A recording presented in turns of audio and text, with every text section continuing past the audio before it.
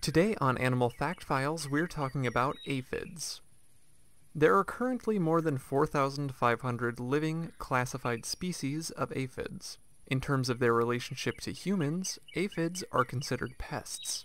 These animals eat plant sap and may negatively affect every crop humans raise. But they're just doing what they enjoy doing, and that's eating. Aphids are very small, as in usually around a millimeter in length small. These arthropods eat by piercing the outside of a plant with a structure called a stylet. It's basically a built-in straw. The stylet is coated in slick aphid saliva to help facilitate this process. Once inside the plant, the aphids suck up plant sap. As a plant loses sap, it weakens.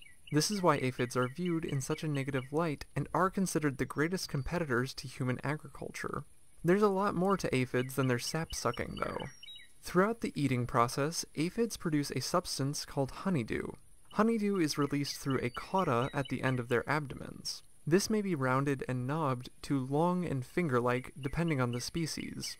Many aphid species live in a symbiotic relationship with ants, who protect the aphids from predators and are allowed to eat the honeydew produced by the aphids as payment for this protection.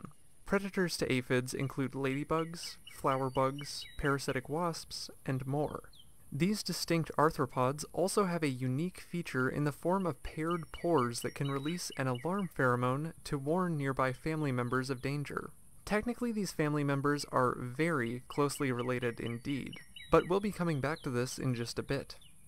In general, the life of an aphid is short, with some species producing multiple generations in a single year, sometimes even switching their primary host plant throughout their lifetimes.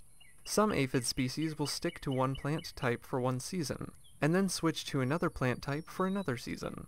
This plays a part in their life cycles.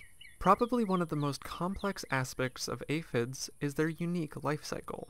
Aphids reproduce via parthenogenesis, meaning the females produce offspring without fertilization from a male. These offspring are essentially female clones of the mother. So, in a way, this means when a female aphid releases alarm pheromones to warn of a predator, she's essentially warning herself. If that's confusing, just imagine what an aphid family reunion must be like. The mother aphid gives birth to live young, not unlike the hissing cockroaches we've talked about previously. But what's so impressive about aphids in particular is that when a female gives birth to her daughters, the daughters already have babies developing inside of them.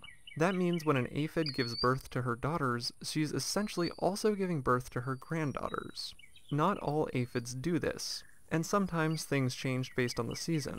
Some aphids do lay eggs and even come equipped with ovipositors to do this. Any ovipositor is an egg-laying structure found in many arthropods. It's essentially the reason female wasps can sting and males can't. Then again, the aphids who do reproduce without fertilization will, on occasion, give birth to different kinds of babies. During the early summer, these females produce via parthenogenesis, but when a plant gets too crowded, they'll produce winged babies. These winged babies will fly to new plants. As the season wears on, both female and male offspring will be produced. These will mate, and these females will produce eggs that overwinter, thus ensuring the generation continues. Species in warmer areas may not do this. Others may enter a period of dormancy during the heat of summer, and other species may even switch the plants they're eating altogether. For example, jumping from a tree to a shrub-like plant in summer, and then back to a tree in the fall. For more facts on aphids, check out the links in the description. Thank you to Zynol for today's request. Give a thumbs up if you learned something new today, and thank you for watching Animal Fact Files.